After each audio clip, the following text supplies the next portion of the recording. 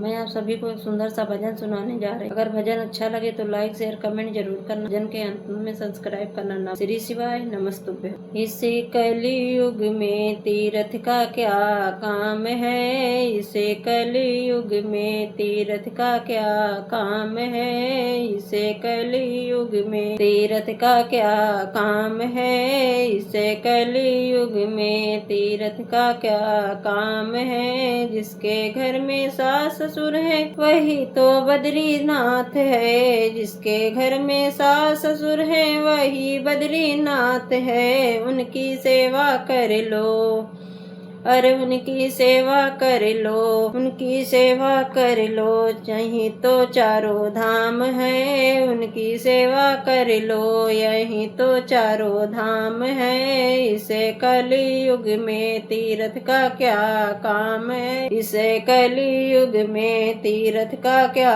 काम है, इसे कलयुग में। जिसके घर में जेठ जेठानी वही द्वारिका नाथ है, जिसके घर में जेठ जेठानी वही द्वारिका नाथ है। उनकी सेवा कर लो, उनकी सेवा कर लो, वही तो चारों धाम है। उनकी सेवा कर लो, वही तो चारों धाम है। इसे कलयुग में तीर्थ का क्या काम है, इसे कलयुग में तीर्थ का क्या काम है, इसे कलयुग में। जिसके घर में देवर देवरानी वही रंगनाथ है, जिसके घर में देवर देवरानी वही तो रंगनाथ है। उनकी सेवा कर लो, यही तो चारों धाम है। उनकी सेवा कर लो, यही तो चारों धाम है। इसे कलयुग में तीर्थ का क्या काम है, इसे कलयुग में तीर्थ का क्या काम है, इसे कलयुग